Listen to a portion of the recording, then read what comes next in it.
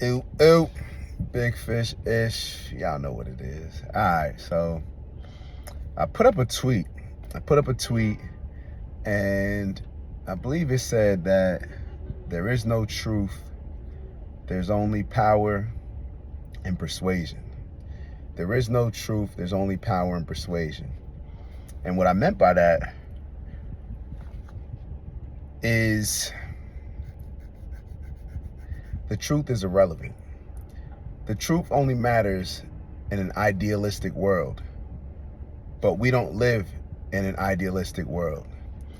The realm of society is not based on ideals. It's not based on principles. It's not based on morals. It's based on who has the power to influence and persuade, period. And the person who has the power, they control the persuasion in a lot of times, and that's what we see in our day-to-day lives. So the truth, when we think about truth, it's still a lot of it is perspective based. I'll give you a trivial example. We can watch a Russell Westbrook game, and I remember when Russell Westbrook was having triple doubles. Even now, sometimes he'll have games with pretty good stats, and he'll come out the game statistically he had a good game, but people will always say that he played selfish and he didn't help his team to win. Both of those things can be true, but based on who has the influence, who has the greater influence, and when they're speaking to us, it's going to determine which truth or which perspective of truth we take heed to, we accept. And a lot of times, based on what we already want to see, like we look for the truth to validate what our opinion already is. So we'll search for the truth. If we don't like Russell Westbrook, we'll say like, yeah, he did all that. And then we'll look up, different things that can help prove our argument, which is, he, padded he had good stats, but he had a selfish game. He didn't help his team win. Such and such had a bad game. He took rebounds away from this person, or he took assists away from this person. The ball stayed in his hand too long. All these things may be true. While somebody else could sit back and say, well, Russell Westbrook, you look at him as selfish. A lot of these top players that he played with had their best seasons alongside him. So how can he be? All these things can be true, but it's just based on perspective.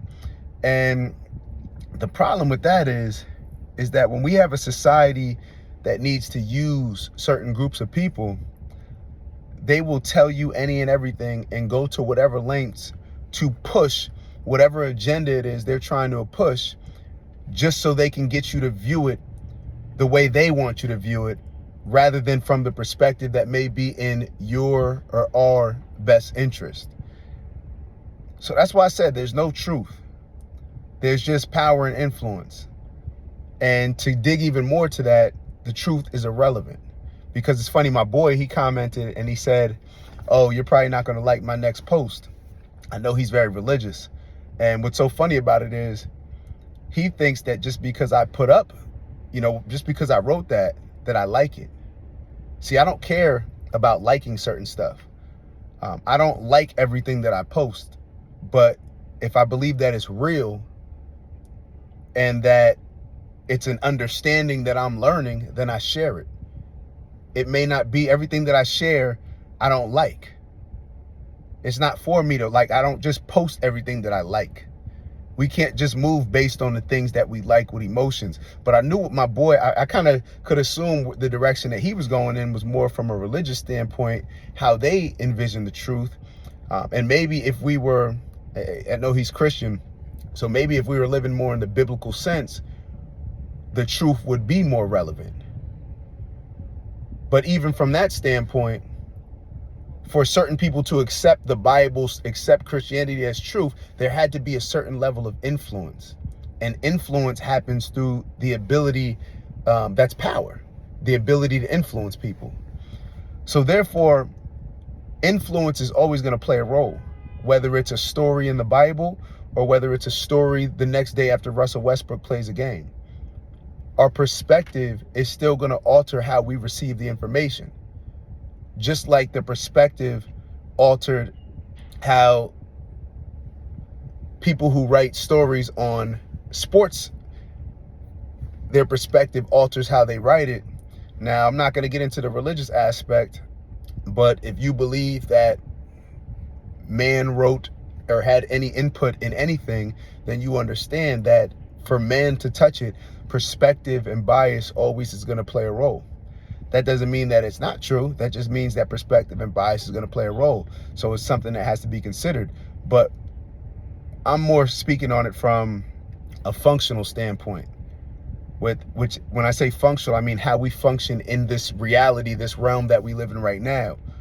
So that's why the more, I understand that truth, you can't just stand on truth and think that just because it's truth,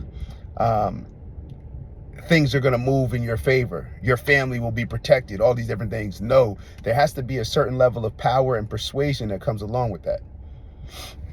There has to be a certain level of power and persuasion that comes along with it. It's just the way that the world that we live in operates. Now, maybe we can change it.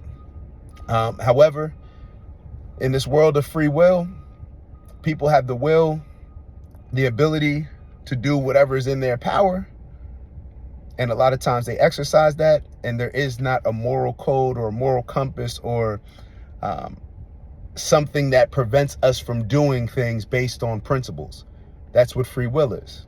So therefore, living in that free world or free will society, there has to be some type of adaptation on our part to where we understand that just having the truth isn't enough.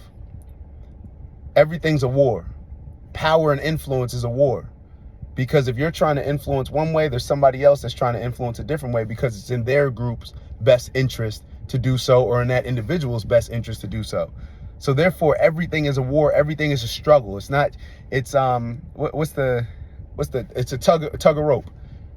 Everything, I think that's the game, right? When we used to play as kids, everything's tugging the rope.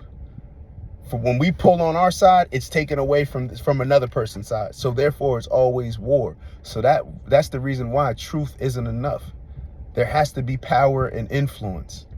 Whether that's power and influence through our voice, through money, through resources, through whatever it is, we have to establish a certain level of power and persuasion and influence in order for our truth to stand on just being the truth, to stand on those principles.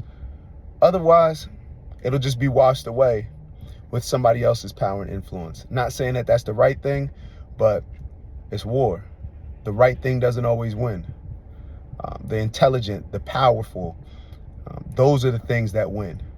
So we have to be intelligent, skillful, and persuasive enough so that way we can encourage others to stand on truths and to stand on principles and to stand on the values that we want to bring to the table and bring to society, rather than just think that we can stand on something being our truth and just be comfortable there.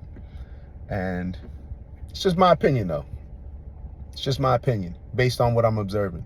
So would love to hear y'all thoughts.